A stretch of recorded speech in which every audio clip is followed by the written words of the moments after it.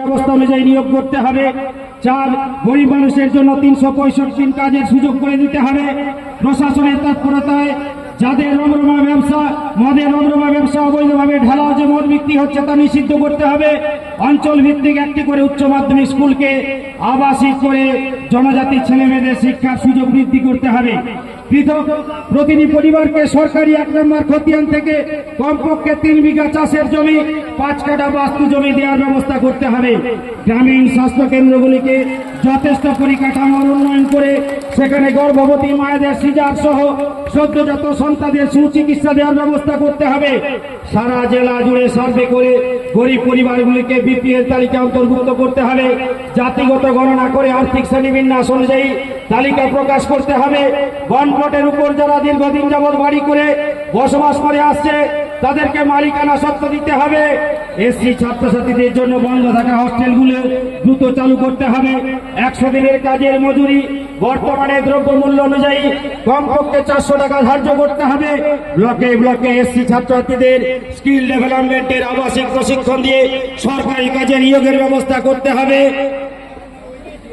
15 সংবিধানের জনক doctor Ambedkar 14 April জন্মগ্রহণ এবং 6 ডিসেম্বর মৃত্যুদিন দুটিকে ব্লক ভিত্তিক সাড়ম্বরে পালন করতে হবে সরকারিভাবে। বাবা সাহেবের জীবন দর্শন ও তার কর্মধারা 5 থেকে 10 পর্যন্ত পুস্তকের সিলেবাসের অন্তর্ভুক্ত করতে হবে। গ্রামীণ কৃষি জমিকে বহু অতিম ফসলি করার জন্য সেচ, বীজ, সারের যোগান দিয়ে ব্যবস্থা করে সরকারিভাবে ব্যবস্থা করতে হবে।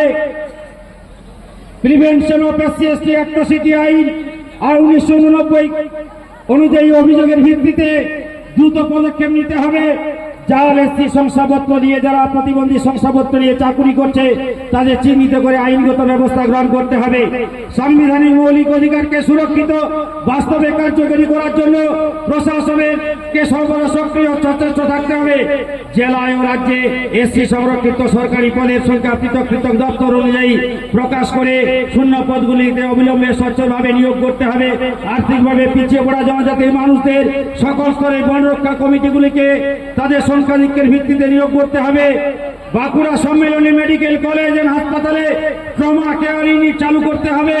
বাঁকুড়া জেলার অধিকাংশ ব্লকের অসেজ মৌজাকে সরকারিভাবে সেচ দেখানো হয়েছে তা দ্রুত পরিবর্তন করতে হবে। জেলার নদীগুলো থেকে স্থানীয় মানুষ যাতে চাহিদা পূরণের জন্য বালি পায় তার ব্যবস্থা করতে হবে। এই দাবিগুলো আমাদের ছিল, দাবিগুলো তুলে দিলাম। এখন মাননীয় অরুণ চক্রবর্তী মহাশয় আপনাদের সামনে মূল্যবান বক্তব্য রাখবেন।